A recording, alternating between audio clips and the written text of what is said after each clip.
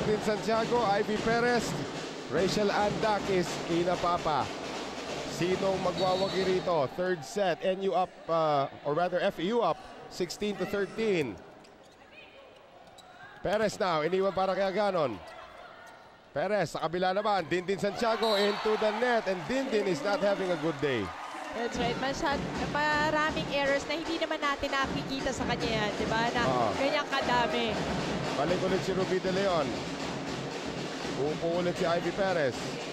Kanina pa, salit-salita ng pasok-labas dito ni Ivy at saka ni Ruby De Leon. Itong si Coach Dong really trying to get that, yung magkiklik na anim sa loob.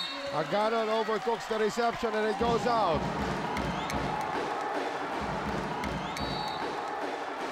Gonzaga on the serve. It's a good one. Reyes.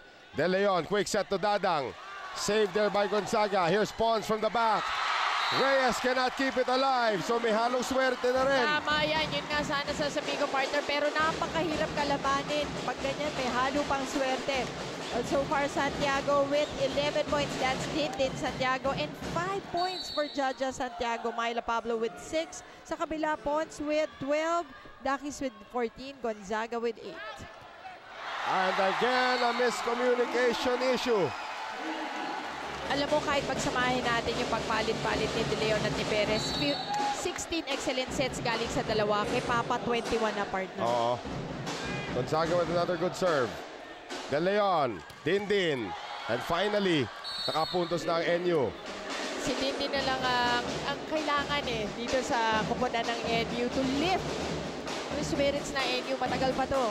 Lion Tiger Mosquito Coil and Aerosol is a proud partner of the Shakey's V-League, proudly Philippine-made. Mina Aganon.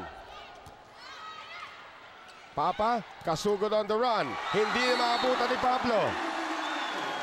21-14. Ang napapansin mo lang, parang slow na yung movements ng NU. Hindi na sila kasing as aggressive as the first two sets. Is it fatigue setting in para dito sa NU Lady Bulldogs?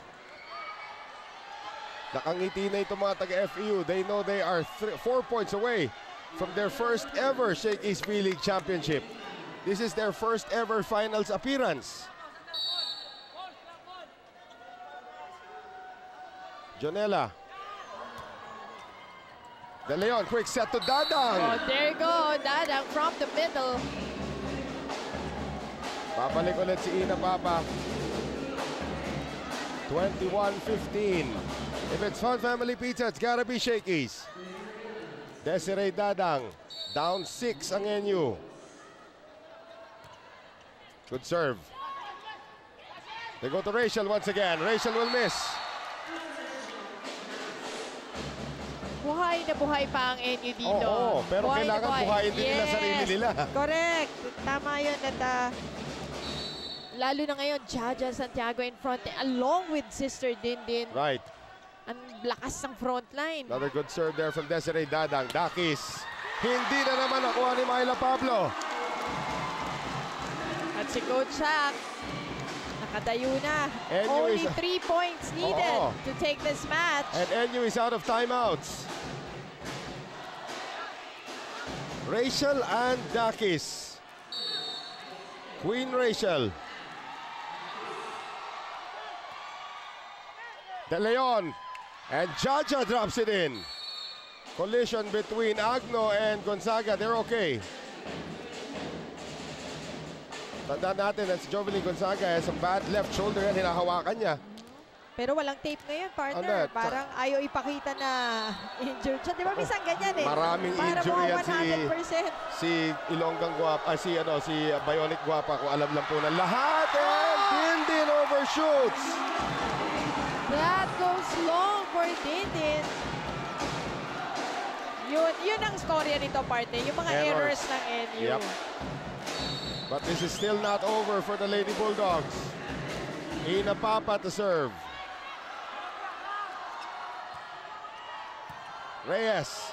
De Leon, iniwan para kay Jaja. That's blocked. Jaja going to Pablo. And Pablo will miss. Kinasama na ni Pablo but goes wide.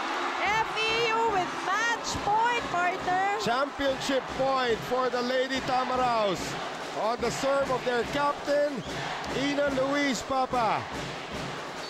7 championship points. Good serve. De Leon. Pablo. Off the block. Dakis is there. Papa. Pons. Dug up by Reyes. But a net violation. Tama Yes, naman. net Gumalaw violation. talaga. Yes, Looks that's like right. Gonzaga ang matatawagan dito. Tumuloy-tuloy sa net si Gonzaga. Oo. So 1 match point save, 1 championship point save. The veteran, Ruby De Leon. Sure serve. Dakis. Papa. Gonzaga. It's over. The Far Eastern University wins its first ever Shakey's V-League Championship in straight sets for the 2nd straight match against the former champions, the NU Lady Bulldogs. Hindi naging madali for FEU, winning their first ever SBL championship.